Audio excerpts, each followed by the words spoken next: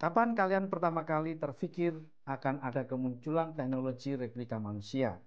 Mereka punya kecerdasan, mereka punya perasaan, mereka ingin dicintai, mereka bisa membenci, bisa marah, bisa menyimpan rahasia, bahkan bisa mempunyai dendam kepada yang lainnya.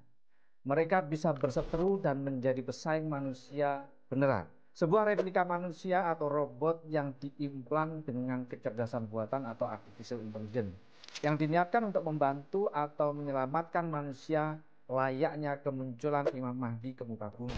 Ia diharapkan akan menjadi penyelamat manusia, namun kenyataannya bisa berbeda. Bisa saja mereka malah menjadi malapetaka bagi manusia seperti datangnya Dajjal ke muka bumi. Saya jadi teringat perdebatan antara Elon Musk, pendiri Tesla, dan Jack Ma, pendiri Alibaba. Keduanya berbeda pendapat tentang apakah AI bisa menjadi ancaman bagi manusia. Jack Ma cenderung yakin bahwa AI akan membantu manusia ke depannya. Sementara Elon Musk berpikir bahwasannya AI bisa saja dimanfaatkan apapun untuk manusia, termasuk bisa berisiko untuk menghancurkan manusia itu sendiri. Itulah yang ditakutkan oleh manusia dengan kehadiran robot AI ini. Inovasi berbasis AI yang tidak terkendali bisa menimbulkan kekisruhan bagi manusia dan alam.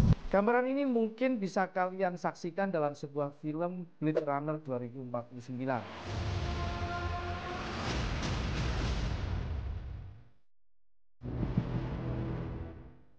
Yang skenario disusun dari inspirasi novel fiksi karya Philip K. Dick tahun 1968 yang berjudul To Undoe Dream of Electric Sheep. Pada tahun 1968, Philip K. Dick dalam novelnya itu sudah memimpikan kondisi manusia dan alam pada tahun 2049. Sebuah pemikiran fiksi ilmiah yang berlatar di masa depan pasca apokaliptik, tepatnya di bumi yang dilanda kerusakan ekologi akibat perang nuklir. Penduduk yang mampu telah meninggalkan bumi untuk tinggal di koloni luar angkasa, sementara mereka yang tidak mampu tetap tinggal di bumi dan harus bertahan di dunia yang nyaris hancur. Tokoh utama dari novel ini adalah Rich Deckard. Deckard mulai mempertanyakan sifat kemanusiaan dan arti keberadaan, terutama ketika dia bertemu dengan Rachel, seorang android yang sangat mirip dengan manusia, sehingga bahkan dia sendiri meragukan dirinya sendiri. Apakah dia ini seorang android, robot, ataukah dia sebenarnya memang asli manusia? Novel ini mengeksplorasi tema-tema seperti identitas, realitas, dan sifat kesadaran dan merupakan kritik tajam terhadap masyarakat yang semakin bergantung kepada teknologi dan kehilangan nilai-nilai kemanusiaan sejak tahun 1968. Inspirasi novel ini yang mungkin juga mengilhami Elon Musk untuk memindahkan setidaknya 1 juta manusia ke planet Mars seperti impiannya. Inovasi teknologi AI ke depan akan terus mengeksplorasi berbagai tema seperti alienasi, moralitas, kemudian nilai-nilai kehidupan yang semakin canggih namun kosong secara emosional. Karya Dick 1968 ini juga menyentuh masalah spiritualitas di dunia yang juga semakin mekanis dan tidak manusiawi, di mana manusia terobsesi dengan ilusi-ilusi fisik dan material. Novel ini mengangkat pertanyaan filosofis yang mendalam tentang makna menjadi manusia, menyuguhkan pembaca dengan dunia distopian yang menyeramkan namun penuh refleksi. Itulah yang terjadi sekarang dan yang akan datang karena teknologi canggih termasuk artificial intelligence.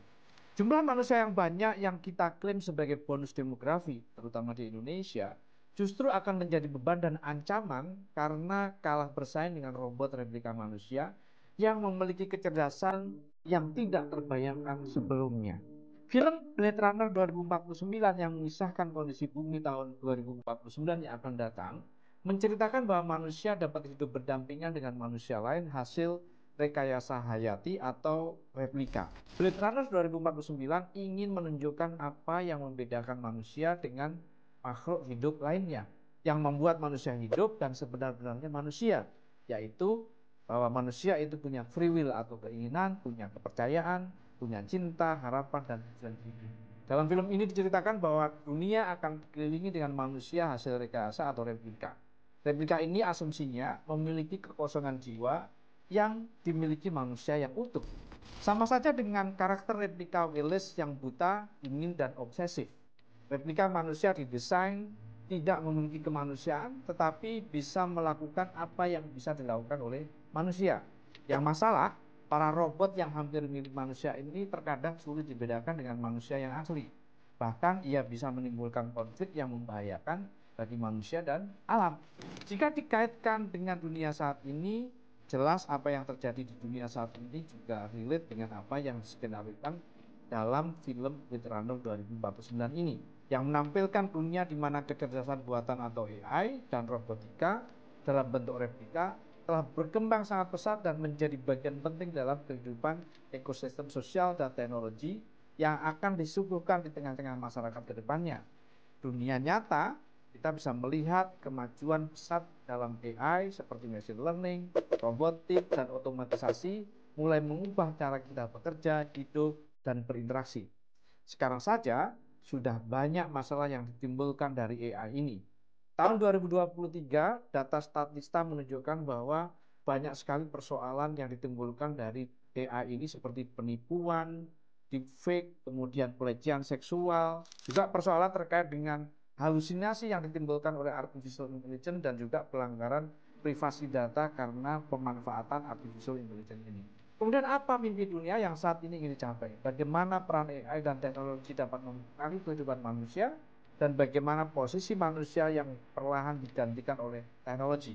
Apa yang harus kita lakukan? Kita simak bersama Kupas FS. Jangan lupa untuk like, komen, dan subscribe. Kita ngobrol.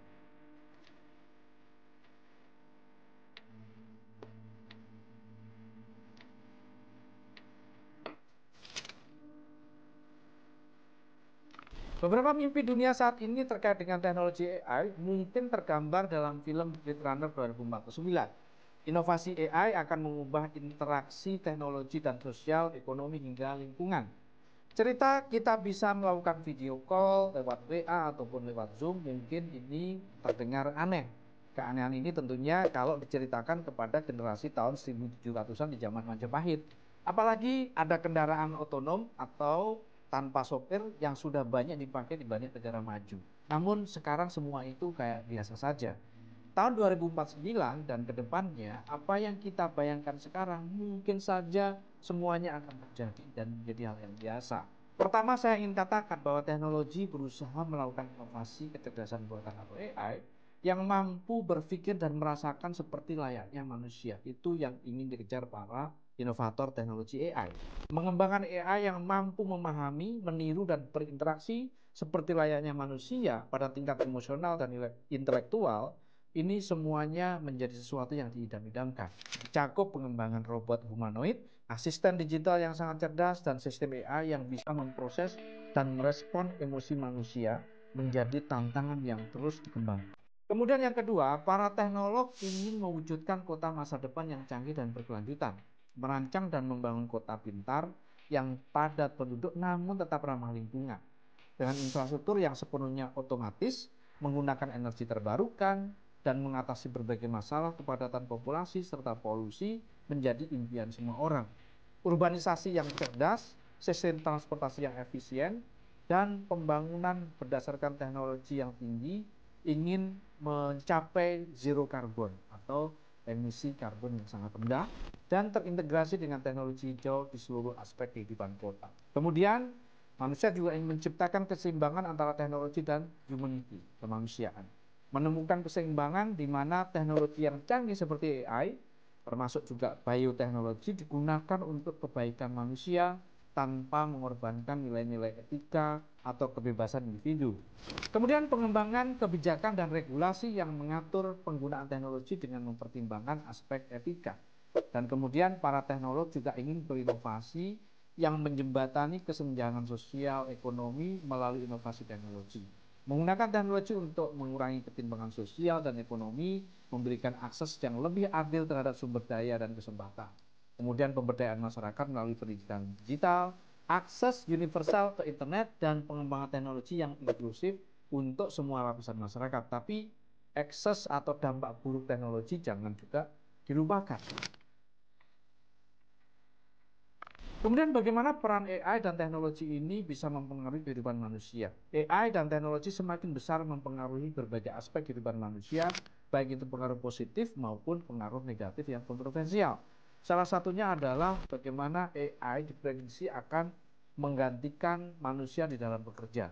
AI dan teknologi otomatis menggantikan pekerjaan-pekerjaan yang sebelumnya dihandle oleh manusia, kemudian termasuk sektor manufaktur, layanan pelanggan, logistik, dan lain-lain. Ini akan mengurangi biaya operasional bagi perusahaan, tetapi mengakibatkan kehilangan pekerjaan bagi manusia. AI memungkinkan fleksibilitas kerja yang lebih besar melalui otomatisasi yang rutin, namun memungkinkan pekerja untuk fokus pada pekerjaan yang lebih kreatif dan strategis. Jadi manusia harus fokus pada pekerjaan-pekerjaan yang sehat. Kemudian dari sisi pendidikan, AI bahkan dapat membantu manusia menciptakan kurikulum yang disesuaikan dengan kebutuhan individu, kemudian membantu siswa belajar dengan cepat, dengan gaya yang mereka inginkan. Teknologi digital dan AI juga membuka akses ke pendidikan bagi orang-orang seluruh dunia, termasuk di kawasan terpencil, melalui kursus online, platform pembelajaran jarak jauh, dan sebagainya. AI juga dapat meningkatkan kualitas hidup manusia melalui teknologi pintar. AI memungkinkan otomatisasi di rumah melalui perangkat yang bisa dikendalikan dengan suara, dengan aplikasi seperti pengaturan suhu, keamanan, manajemen energi, dan lain sebagainya. Ya, aplikasi-aplikasi AI yang lain seperti Siri, Alexa, Google Assistant dapat membantu kita dalam kehidupan kita sehari-hari, termasuk menjadwalkan kegiatan kita di masa yang akan datang. Kemudian AI juga berusaha dirancang agar dapat berinteraksi dengan manusia. Algoritma AI di media sosial mengkurasi konten berdasarkan preferensi pengguna yang dapat meningkatkan keterlibatan tetapi juga menciptakan filter terkait dengan bubble dan polarisasi. Dengan perkembangan chatbot dan robot sosial, manusia dimungkinkan untuk membangun hubungan yang emosional dengan AI ini yang dapat mempengaruhi cara manusia berinteraksi satu sama yang lainnya. Kemudian, yang paling penting, AI dapat mempermudah pekerjaan seperti pengumpulan data dan juga privasi keamanan. AI memungkinkan pengumpulan dan analisis data dalam skala besar yang digunakan untuk mengoptimalkan layanan, tetapi juga menimbulkan kekhawatiran tentang privasi dan penggunaan data pribadi. Kemudian teknologi pengenalan wajah dan data analitik digunakan oleh pemerintah dan perusahaan untuk pengawasan yang dapat meningkatkan sistem keamanan. Kemudian bagaimana posisi manusia yang perannya perlahan bisa digantikan oleh teknologi AI ini? Posisi manusia semakin dipengaruhi oleh teknologi terutama AI dan otomatisasi. Yang pertama terkait dengan perubahan peran dan kompetensi. Manusia perlu mengembangkan keterampilan baru untuk tetap relevan supaya tidak digantikan oleh AI. Kemudian yang kedua, tantangan identitas dan nilai diri. Banyak orang yang mendefinisikan diri mereka melalui pekerjaan mereka. Ketika pekerjaan mereka digantikan oleh teknologi dan AI, ada potensi krisis identitas. Mana pekerjaan yang lebih baik diproduksi manusia, mana yang pekerjaan diproduksi oleh mesin. Teknologi dapat mengubah pandangan kita tentang apa yang dihargai oleh manusia dan masyarakat ke depannya. Kemudian adanya tekanan ekonomi dan sosial. Teknologi dapat memperlebar jurang ekonomi antara mereka yang memiliki keterampilan yang dibutuhkan untuk mengoperasikan dan memfasilitasi teknologi baru dan kemudian mereka yang tidak mampu menggunakan teknologi. Hal ini berpotensi memperburuk ketimpangan sosial ekonomi. Kemudian pengaruh pada interaksi sosial. Penggunaan teknologi yang semakin intensif seperti media sosial dan AI dalam kehidupan sehari-hari dapat mengurangi interaksi manusia antar manusia dan berpotensi menyebabkan perasaan keterasingan dan isolasi sosial. Posisi manusia dalam pengambilan keputusan. Dalam berbagai bidang, AI sudah mulai mengambil peran yang lebih dalam peran pengambilan keputusan yang dilakukan oleh manusia. Dan ini memiliki resiko terhadap eksistensi manusia di masa yang akan datang. Kemudian redistribusi peran dalam masyarakat. Jika teknologi mengambil alih banyak tugas sehari-hari, manusia mungkin akan memiliki lebih banyak waktu untuk fokus pada pengembangan diri, kreativitas, dan hubungan yang sifatnya lebih pribadi dan personal. Ini bisa mempengaruhi bagaimana perubahan nilai-nilai masyarakat dan produktivitas ekonomi secara holistik. Kemudian bagaimana respon banyak negara terkait dengan AI ini? Negara-negara memberikan respon yang bervariasi. Amerika Serikat misalnya telah lama menjadi pemimpin dalam pengembangan AI dengan perusahaan-perusahaan besarnya seperti Google, Microsoft, dan Amazon yang berinvestasi besar-besaran untuk penelitian dan aplikasi AI ini. China juga memiliki ambisi besar untuk menjadi pemimpin global dalam AI pada tahun 2030. Negara ini telah menginvestasikan miliaran dolar dalam penelitian berbasis AI, diantaranya dengan fokus pada implementasi di berbagai sektor seperti pengawasan, militer, kesehatan, dan lain-lain. Beberapa negara maju melalui forum G7 maupun OECD telah berkolaborasi untuk menetapkan pedoman internasional terkait penggunaan AI, termasuk prinsip-prinsip AI yang berfokus pada hak asasi manusia, keamanan, pembangunan berkelanjutan. PBB juga terlihat dalam berbagai diskusi global tentang AI, termasuk melalui UNESCO yang telah menerbitkan rekomendasi penggunaan etika AI, serta melakukan upaya untuk membangun konsensus internasional tentang penggunaan AI dalam konteks militer dan kemanusiaan. Kemudian Kanada juga memprioritaskan pengembangan tenaga kerja yang siap menghadapi ekonomi AI dengan investasi dalam bentuk STEM dan menciptakan program pelatihan ulang untuk pekerja yang terdampak oleh adanya otomatisasi berbasis AI ini. Singapura juga telah meluncurkan inisiatif untuk mempersiapkan masyarakat menghadapi era AI dengan berbagai program pendidikan dan pelatihan serta dengan membangun ekosistem startup yang mendukung inovasi AI. Kemudian bagaimana Indonesia beradaptasi dengan perkembangan teknologi AI ini? Indonesia mau kemana? Jangan kita hanya menjadi bangsa penonton dan objek terus-menerus. Banyak kampus yang sekarang juga membuka program prodi AI, data science, machine learning, dan lain-lain. Tapi benar nggak kampus-kampus itu akan menghasilkan lulusan para pakar AI dan pakar teknologi masa depan yang bisa bersaing dengan pakar-pakar AI dan teknologi lain dengan Amerika Serikat, China, Jepang, dan lain-lain. Pemerintah harus bekerja sangat keras untuk hal ini. Percepatan pembangunan infrastruktur digital termasuk akses internet yang cepat atau 5G dan perlunya laboratorium hingga dukungan proyek penelitian AI dari sekolah sampai perguruan tinggi hingga pusat-pusat penelitian seperti BRIN, baik di pusat maupun di daerah. Mungkin akselerasi pembangunan teknologi AI di Indonesia ini harus meniru caranya Erick Thohir membangun PSSI. Biar kita nggak jago kandang saja. Kurikulum pendidikan di Indonesia harus semakin diarahkan untuk memperkenalkan teknologi dan keterampilan digital sejak dini. Pemerintah harus serius mengembangkan SDM di bidang STEM, Science, Teknologi, Engineering, dan Matematika. Tantangan berikutnya adalah bagaimana teknologi AI bisa mendorong produktivitas usaha mikro, kecil, dan menengah UMKM termasuk industri rumahan atau home industry. Misalnya meningkatkan produksi barang-barang yang berkualitas global, yang berorientasi ekspor dengan bantuan robot. Biar kita nggak impor semuanya dari negara-negara lain. Pemerintah harus investasi banyak hal ini, termasuk SDM tentunya. Kemudian startup berbasis teknologi seperti AI harus mendapatkan perhatian yang besar. Apalagi di era ini cukup sulit mendapatkan dukungan pendanaan. Istilahnya adalah winter tech startup. Indonesia dengan populasi yang sangat besar, 324 juta jiwa pada tahun 2045, jangan akan menjadi bangsa pasar. Indonesia harus menjadi bagian dari peradaban modern berbasis teknologi. Bagaimana menurut kalian? Apakah skenario replika manusia seperti yang ada pada film Blade Runner 2049 mungkin terjadi ke depan, termasuk di Indonesia ini? Apakah teknologi benar-benar akan menjadi ancaman atau akan memudahkan manusia? Ayo berikan komen di bawah ini. Jangan lupa untuk like, subscribe untuk mendukung konten Kupas yang akan datang.